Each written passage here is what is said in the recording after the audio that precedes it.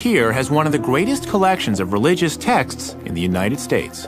Most of what's known about the Queen of Sheba comes from just a few short passages in the Bible, and I'm hoping that one of the scholars here can help me flesh out her story.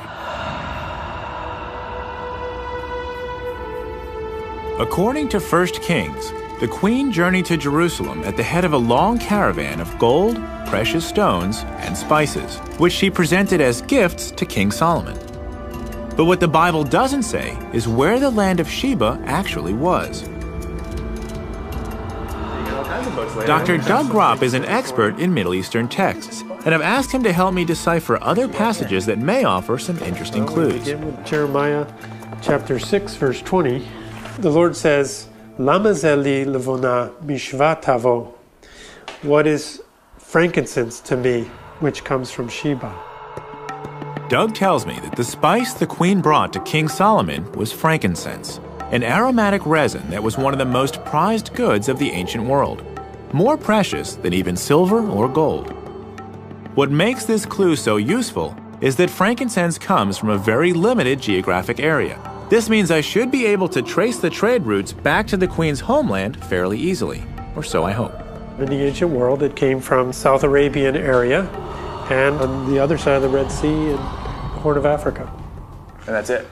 That's pretty much it. So Sheba could be that region? Right. Somewhere, okay. Somewhere in that region. Is there any place else in the Bible where we can learn about Sheba? Well, there's a few other places that mention Sheba, but there's also a related term, a term that most scholars think is related that has just a different S sound, Seba. Doug explains that Sheba sometimes appears with a slightly different spelling and pronunciation. He shows me a passage from the Old Testament book of Isaiah that speaks of a land called Seba, and more importantly gives a pretty precise clue about where it may have been. Okay, so Saba is a region either south of Sudan or in that area, the Horn of Africa area, right? Which again is the Ethiopia area. Right. And we have one more. Another passage from Isaiah describes the people I'm looking for, and even gives them a name. And the Sabaeans, who are described as Anshe Midah, men of stature, tall men, tall people. Ethiopians are pretty tall. Yeah, they are. I have a picture here of Solomon and Sheba's meeting. Doug tells me that the Ethiopian story of the Queen of Sheba is one of the most elaborate, and that it plays an important role in the country's history. So Ethiopia definitely has a very historical and even tangible connection with the Queen of Sheba. Yeah, it's absolutely central to their whole national consciousness. So the Queen of Sheba may have been from Ethiopia, or she may have been from South Arabia. But based on what I just heard, it sounds like Ethiopia has a slight advantage. So it looks like I'm going to Africa. I hop an Ethiopian Airlines flight across the Atlantic to the Horn of Africa.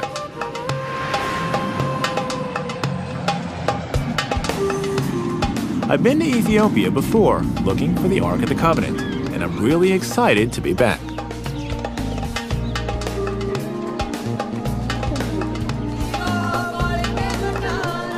I start my search for evidence of the Queen in the northern highlands of the country, in a sleepy village with a very promising local nickname. This is the town of Lalibela. It's also called the New Jerusalem, and it's considered by many to be the holiest place in Ethiopia. But is there a connection between this Jerusalem and the Jerusalem visited by the Queen of Sheba? Let's go find out. At first glance, the town doesn't bear much resemblance to Solomon's capital.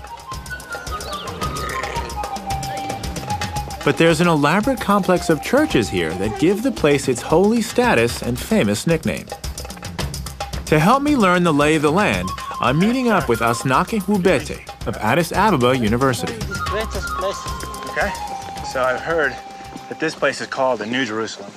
Yes, you see, in Ethiopian tradition, it is said to have been that King Lalibela, in order to minimize the journey of Ethiopians to Jerusalem, he was said to have Asnaki explains that Lalibela is a pilgrimage site modeled on Holy Jerusalem, the same city where King Solomon first impressed the Queen of Sheba with his wisdom. Could this place be part of that legacy? As we come upon the first of the churches, it becomes clear just how inspired Lalibela was. The site is made up of 11 churches, all carved seamlessly from the mountain bedrock, complete with windows and doors. Over the centuries, hundreds of thousands of souls have come to pray here. Even now, it's a thriving center of faith. Everywhere we go, we pass monks and nuns who are immersed in prayer, oblivious to our presence. As we pass through one of the dozens of tunnels and passageways on our way to the most sacred of the churches, Asnake fills in the details of the Ethiopian version of the Queen of Sheba legend. Ethiopians believe that from northern Ethiopia, Queen of Sheba, she went to Jerusalem to visit King Solomon. The story that Asnake tells me begins the same way as the biblical tale I heard in Washington. The queen, at the head of a caravan of jewels and incense, journeys to Jerusalem to pay her respects to Solomon. Once in Jerusalem, though, the Ethiopian version takes a very different turn. King Solomon went to sleep with her because of her beauty and her fame, but she refused. According to the legend, the queen resisted Solomon's efforts to seduce her. He promised to leave her be, so long as she agreed not to take anything belonging to him. He then set a trap. Solomon served the queen a lavish feast of spicy, salty food, but offered her no water to drink. Forbidden from asking him for anything, she went to bed with her thirst unquenched. Solomon's trap was set. In the dead of night, the queen awoke, desperately thirsty. She searched the palace for water, but the only pitcher had been placed next to the king's bed.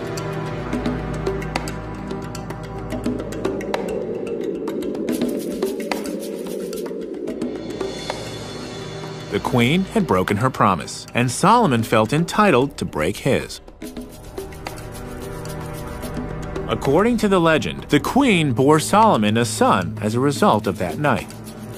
Named Menelik I, he founded the Solomonic dynasty in Ethiopia, a dynasty that lasted 3,000 years and ended only with the death of the Emperor Haile Selassie in 1975. Drawing such a connection is a critical part of Ethiopian history and identity. By tracing their descent to Solomon through the Queen of Sheba, the Ethiopians thus become children of Israel and among God's chosen people. The spiritual importance of this New Jerusalem is even more apparent once we reach our destination, the most dramatic church in all of Lalibela. Carved into the shape of a cross, Bet Georgos, or the House of St. George, was the last of the churches to be constructed. The elegant workmanship and fine detail speak to the extra care that was taken in carving it. As we descend through the winding trench towards the entrance, I can't get over how incredible this place is. What's amazing is that a lot of the stone that they had to remove to make those temples had to go out these narrow corridors. Look at how narrow that is.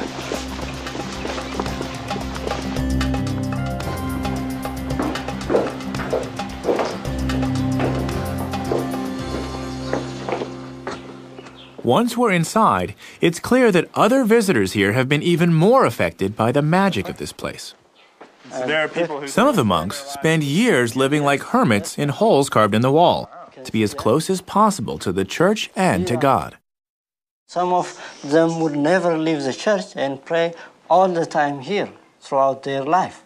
The whole lifetime. Yes. Living and praying. Wow. And some of them never leave this holy place. So people really did everything they could to be close to this place. Yes, yes. And this is one example. For instance, these are skeletons of people who were believed to have come from Jerusalem, Jewish people. Asnake shows me the skeletons of pilgrims that the local folklore says came all the way from Jerusalem to pray here at Lalibela. Wow, it's a little bit creepy, huh? Yeah. Their piety was so great that they were left here in death to continue their devotion. Yes. They came here to pray. Yeah. And then they spent their whole lives here. After they came here, they decided to remain here throughout their life. And they died. It's clear that Jerusalem and the Queen have a profound spiritual influence here. But what does this tell me about where to find her? This is a very nice question. Snaki says that Lalibela was completed only 700 years ago. Scholars believe the Queen of Sheba would have ruled in the 10th century BC, nearly 3,000 years ago. So I clearly need to go further back in time to find a tangible connection to the Queen. But Snaki tells me there is a civilization in Ethiopia that could date back far enough. I just have to travel a bit farther north to find it. Could this be the Sabaean kingdom that Doug told me about back in Washington? I've come to the Horn of Africa searching for the Queen of Sheba, and learned that one of the gifts she brought to Solomon was frankincense, which comes from only a few places around the Red Sea. In Ethiopia, I visited a place called the New Jerusalem, where I learned how important the Queen is to Ethiopian national identity. Now I'm following a lead that's brought me into Tigray province, the heart of frankincense country. I've hooked up with my old friend Misgana Gananu to learn more about this precious commodity. So frankincense has been used in Ethiopia for thousands of years. It is from 1,000 years ago. The land of frankincense. The Bible says the Queen brought Solomon quantities of incense that would never be equal. Learning the history of frankincense in Ethiopia could shed light on whether the Queen might have started her journey here. So frankincense is used throughout Ethiopia in all types of religious ceremonies. All type of religious. When we have the church mass service, it should not be without incense. No incense, no service, no incense, no life. And now we're going to go see how it's actually Now done. it is the same way of the doing from old tradition until now. So the process hasn't changed too much. Not too much. Everything is doing by hand. We've come to the town of Syriac, where frankincense is still processed in the traditional way for sale throughout Africa and the Middle East. Working in this building inside. As soon as we walk in, I can see why he said things haven't changed much. This is how they are preparing for market, for selling. Everyone here is working on frankincense. When they come Here in Tigray province, frankincense is a major part of the local economy, just as it's been for millennia. Production involves every member of the community. So the mothers work here, the fathers are out there collecting this. They're collecting and the kids don't really have any place to go, so they come here and help their moms. They come here and helping the family, the elder, Okay. the parents. Why don't you show me what's happening right here? She is cutting, separating the best quality inside. Frankincense is harvested as a resin that oozes from cuts made into the boswellia tree. Frankincense is actually in the bark. The process isn't actually that different from tapping maple trees to make syrup. Only with frankincense, the resin is allowed to harden on the trees. The resin-encrusted bark is then sliced off and brought here, where these women separate the hardened incense from the wood. That's not so good. We want... So good, sharp round. You think? I decide to give it a try. She's happy. She's like, hey, he's helping me. Or she's like, hey, he's messing up all my hard work. We'll find out soon. Is that a good piece? No? Ah, okay. See that? The little speck there? That's got to come off. I want to make it as clean a resin as possible, right? Clean resin? Yes. Clean resin. She's got to have a really good eye for that, you know? What happens next? Okay, I'll show you now. Okay. Okay. Thank you. Now a second.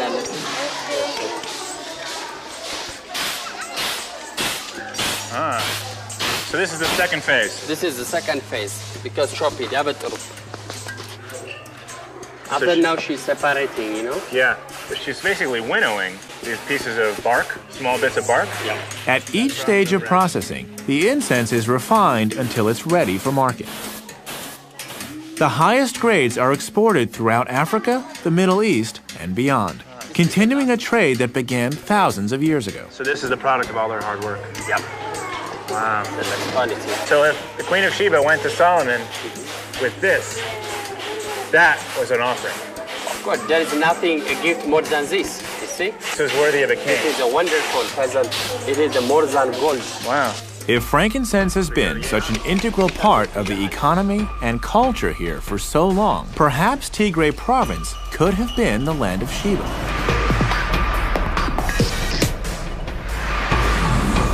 We head on to the tiny village of Ɂญ้ḥα. just a couple of hours away, to check out a temple. I've been told it dates back to the beginnings of civilization in Ethiopia. Misgana tells me that Ɂญ้ιχα was the center of the first state to arise in Ethiopia, between 2,500 and 3,000 years ago. This puts it around the right time for the Queen of Sheba.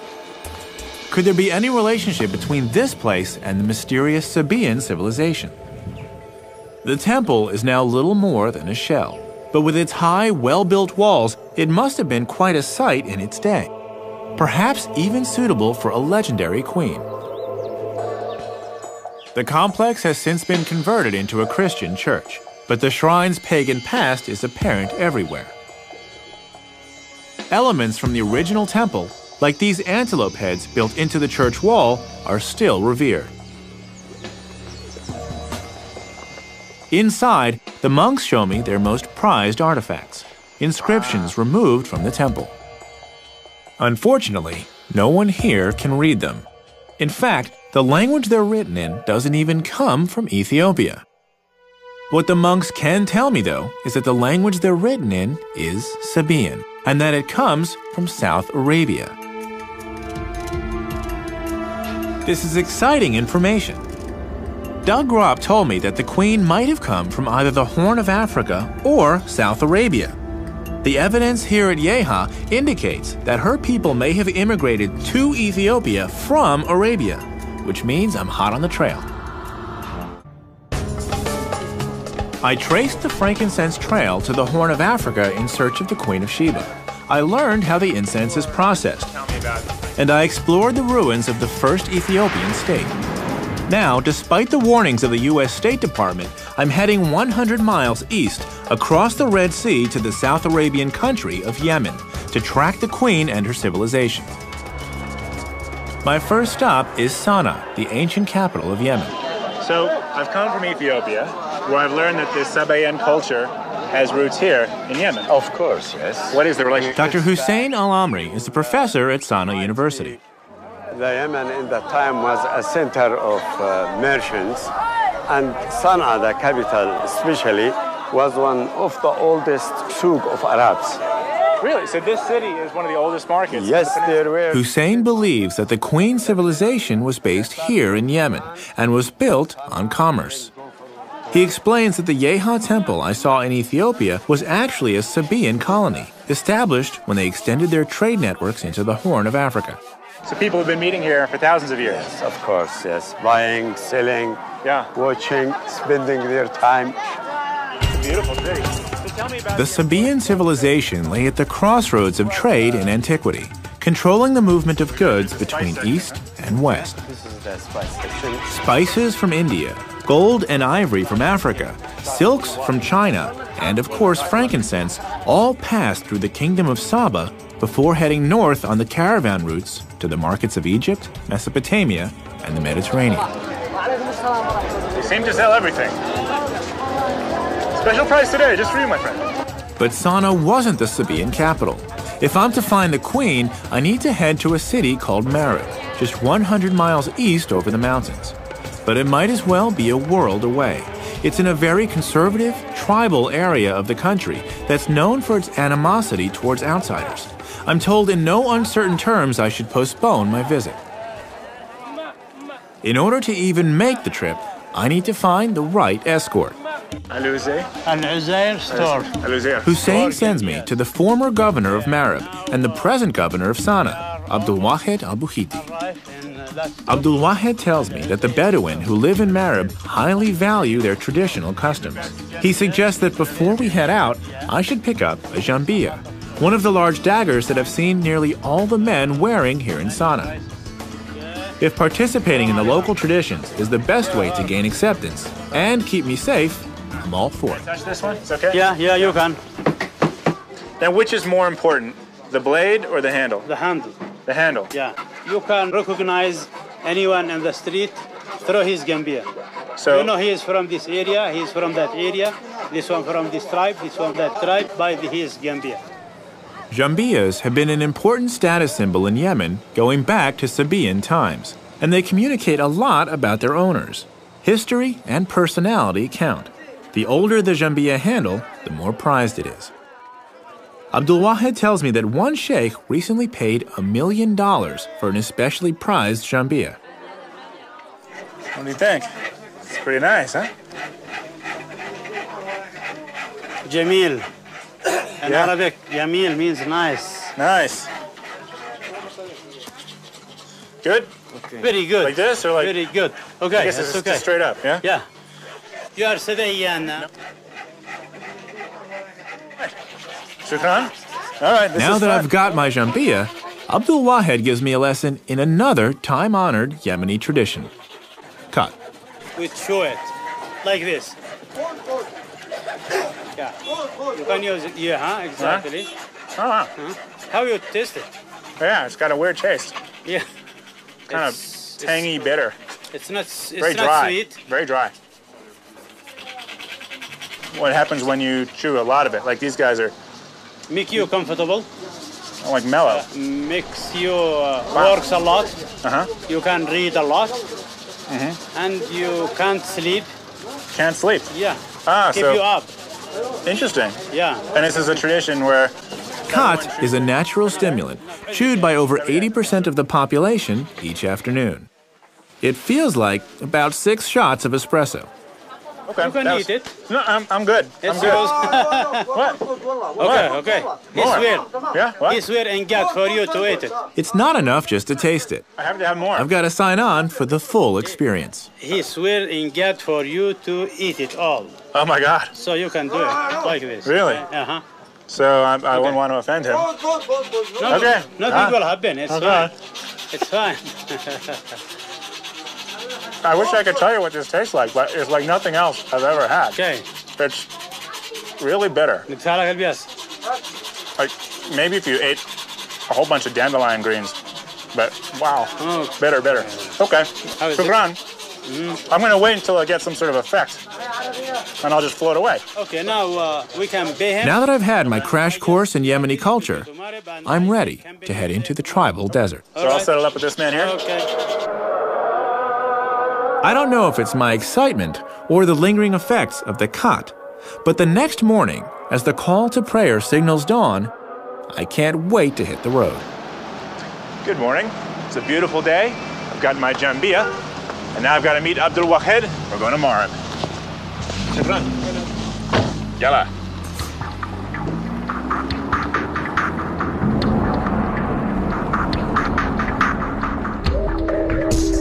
The road to Marib takes me from the mountainous highlands of Sana'a through some spectacular scenery to the flat, dusty edge of the vast desert known as the Empty Quarter.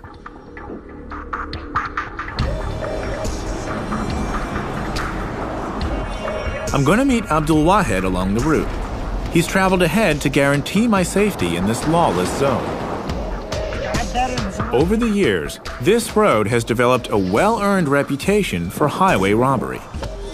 Good morning. Some of the tribes have been known to kidnap travelers and hold them for ransom. It's been good. Traveling with Abdul-Wahed should make things go smoothly, but even he takes precautions.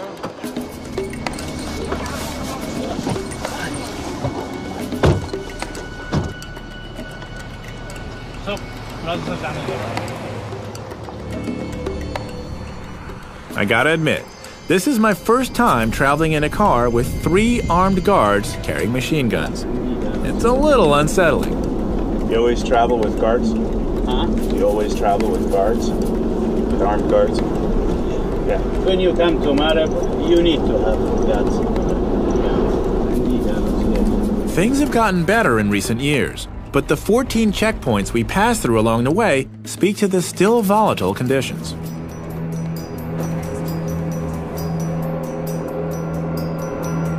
"100 miles later, we arrive safely at the outskirts of the city. Old city, old Marib. As we approach the ancient town, I see buildings rising in the distance. When we get closer, though, it becomes clear that what I see is a city of ruins. Abdul-Wahed explains that these buildings date back some 300 years, but that the city's foundations go back nearly 3,000 to the time of the Queen of Sheba. After so many centuries of civilization, it was a modern war in the 1960s that finally left old Marib a crumbling relic, inhabited by only a few lonely squatters.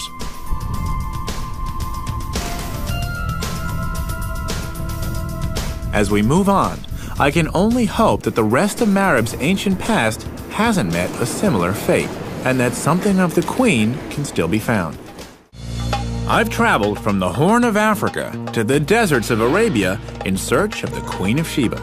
In the old city of Sana'a, I was welcomed by the local governor, Abdulwahid al-Buhiti, who's escorting me through the lawless tribal deserts of Yemen. The Bedouin are famous for their hospitality, but hostility can also arise at a moment's notice, which we soon found out. After we left the ancient city of Marib, heavily armed tribesmen surrounded our camp in the middle of the night. We were literally under house arrest. In a place where foreigners are routinely kidnapped, the stakes were very high. Thankfully, Abdulwahid has taken pains to help me navigate the terrain. Drawing on his contacts from his days as governor here, Abdulwahid has called a meeting of the local tribal sheikhs so that I can pay my respects and prove my intentions. I make sure to do all the right things.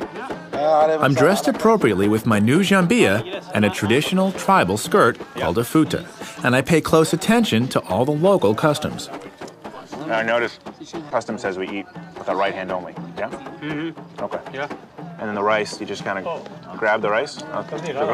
Abdulwahid explains my quest to the sheikhs, and the famous Bedouin hospitality quickly takes the place of the hostility, at least for now. Cool.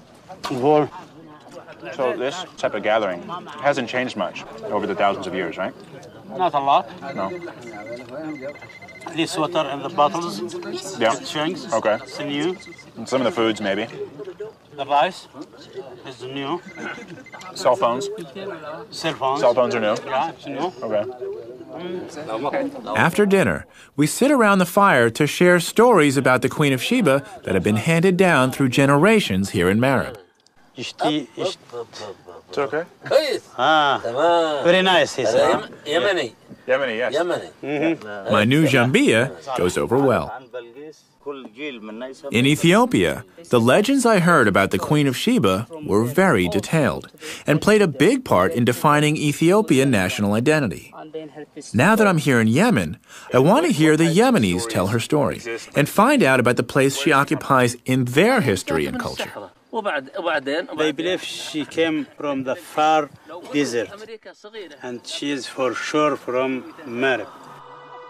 They feel honor because Queen of Sheba from their land, from their hometown. I hear tales of a beautiful young woman named Bilqis, who appeared from the dunes to assume the throne of the kingdom of Saba. To the sheikhs, there's no doubt that this kingdom here in Marib and the biblical land of Sheba are one and the same.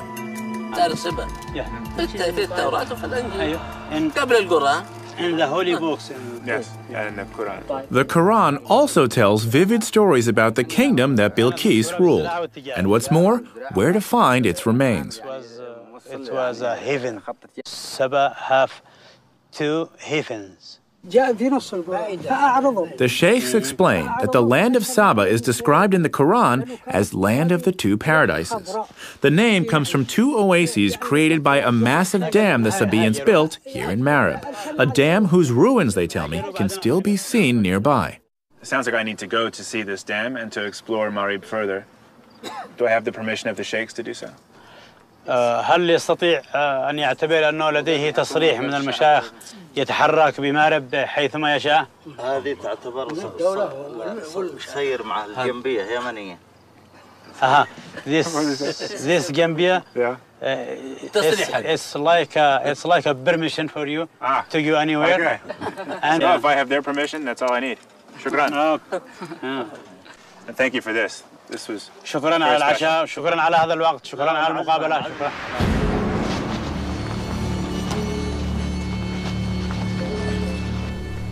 My evening with the sheikhs went over very well. Not only did I gain their permission to explore their land, but the stories they told me about the Queen of Sheba have inspired me.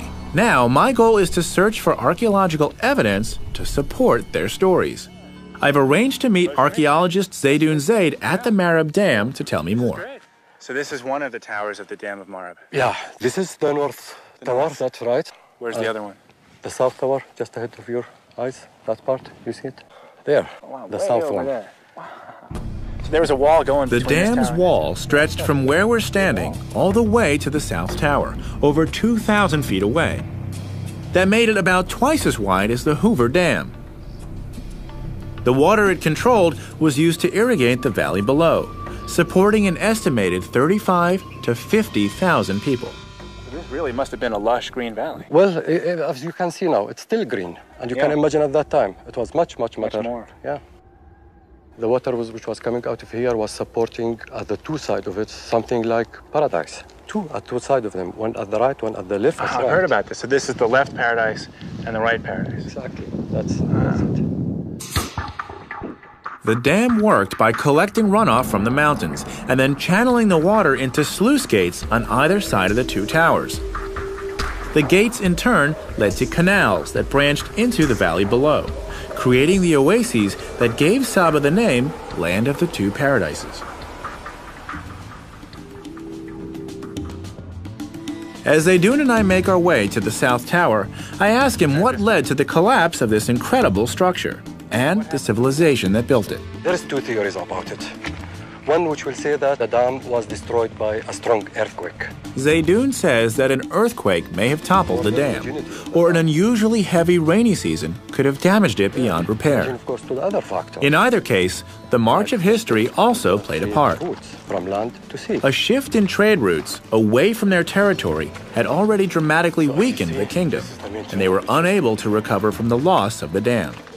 What I've seen so far supports what I've heard about a flourishing civilization. But what about the queen? It's thought she would have reigned in the 10th century BC. So here we are, Josh. Wow. What I was talking about. Does the archaeological evidence here date back far enough? Well, the construction of the dam went through different phases, and what we are looking, in fact, at the latest of it. Well, inscriptions on the tower are written in the same Sabaean script I first saw in Ethiopia. Though they date this phase of the dam to the 7th century BC, after the time of the queen, Zaydoun tells me that this is only the latest construction. Its origins go back far earlier. The Sabaeans continually updated and improved their dam over centuries. The Sabaean civilization managed to block this canyon in 1500 BC. So they finished building the dam at that point. But the history of damming using water goes back up to 3200 BC. If this is true, the Sabaean civilization in Marab would have existed at the time the queen made her journey to Jerusalem. In fact, it would have been thriving. All that remains is to find her, and Zaydoun has an answer for that, too. So it would make sense that somewhere in this region is a palace, and perhaps a queen. A queen with a temple. Is that true? Is there someplace around here where that exists? Yeah, exactly. The temple of the Queen of Sheba. Right here? Right here. My search for the Queen of Sheba has taken me across the world and thousands of years back in time. In a religious archive, I heard the stories of her journey to Jerusalem to visit King Solomon. In Ethiopia, I learned that frankincense could have provided her with the wealth she was famous for. Here in Yemen, I discovered that she and her civilization appear in the Quran and in the oral traditions of the local people. I've now come to the possible seat of her civilization, a sand-swept temple that bears her name, Mahram Bilqis, the sanctuary of the Queen of Sheba. To learn what it reveals of the Queen, I'm meeting up with another extraordinary woman. Marilyn Phillips Hodgson of the American Foundation for the Study of Man has been excavating here for nearly a decade. It's a pleasure to be here. Before we explore the temple, Marilyn and I must pay our respects to the sheikh who watches over the site. Sheikh Marzouk and his sons keep a close eye on the Mahram Bilqis, the centerpiece of their heritage, and they want to be sure of my intentions. I'm grateful that the sheikh is welcoming me. because he's packing a lot of heat. My explorations here in Marib have attracted some attention. And while I have the blessing of the tribes to be here, I still have to tread carefully. After some friendly diplomacy, we're given the go-ahead to explore the temple grounds. So this wall, this was the first thing discovered here? Well, sure, because everything else was covered by sand. Marilyn tells me that the entire complex encompasses 37 acres, making it the largest ancient temple in the entire Arabian Peninsula. But only a small percentage of it has actually been excavated. Working here is a never-ending battle against the blowing sands, which rebury much of the site between digging seasons. I ask Marilyn how she came to work in such a forbidding place. I came here because I wanted to fulfill my brother's unfinished dreams, but now it's my passion. The Mahram Bilqis was first excavated by Marilyn's brother, Wendell Phillips, in the early 1950s. When he began, the site was almost entirely covered in sand. And though his dig lasted only one season, he uncovered a wealth of artifacts. So your brother brings his archaeological team here. They start excavating. What happened? They found many, many exciting, wonderful treasures. One of the greatest is, I happen to have a picture here to show you. Oh, yeah. It's every Yemeni has a picture of it because it's on the 50 rial note. Wow. Wow, so this was such an exciting find that they actually put it on their money. That's right. More than 4 feet high warrior. One of the rulers of this great area. That's impressive. It is. The statue that Wendell Phillips found is considered to be one of the masterpieces of Sabaean art. It depicts a ruler called the Mahdi Karib, complete with a jambia at his waist. This statue from the 6th century BC helped put a face to the Queen's glorious civilization. Unfortunately, Wendell was never able to finish his work. Tribal strife forced him to flee Marib after just 4 months on the site. He didn't want to leave. It was a terrible heartbreak. They left all their cars, all the artifacts, everything remained behind. So after making these world-class discoveries, he has to flee for his life? Yes. So what happens to this site? It filled up with sand, and only the great pillars showed there. And the Awam enclosure, the Great Wall. This space that we're sitting in now, 18 feet above us, was all sand? All sand. Wow. Nearly 50 years passed before Marilyn and her team were able to return to Marib. Since work has resumed, the Foundation has unearthed much more of the site. This is like the Library of Congress, then? Yes. We're joined by the Assistant Site Director, Yemeni archaeologist Abdu Ghalib, who shows me some of their recent discoveries. So anything that had to do with daily life or was important to them, they put on these stones. They built it here. The Mahram Bilqis is literally covered in inscriptions from top to bottom. The elegant South Arabian script that I've seen throughout my journey adorns nearly every surface of the temple. This inscription talking about social, economic, and about the tribes, the names, and what they believe, Abdu tells me that all aspects of daily life were recorded here, from ritual dedications to social and economic histories. And the Foundation's team has only scratched the surface. So, below this.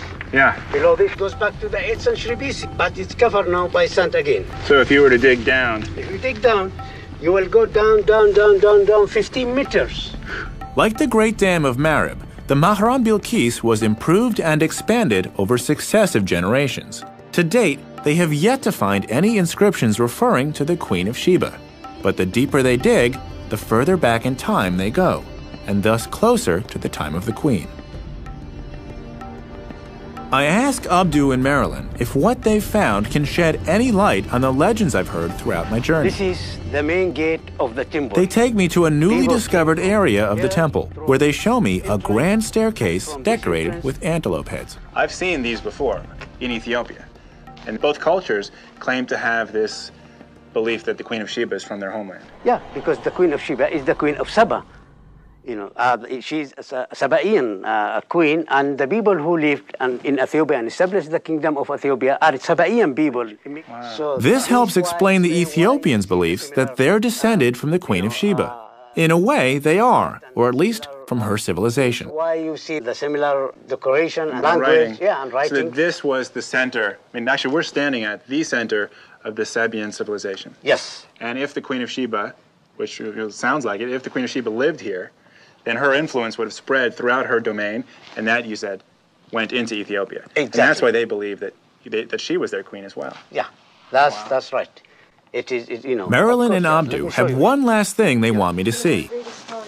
At the top of the staircase, they bring me to a wall covered in sand and invite me to help them dig.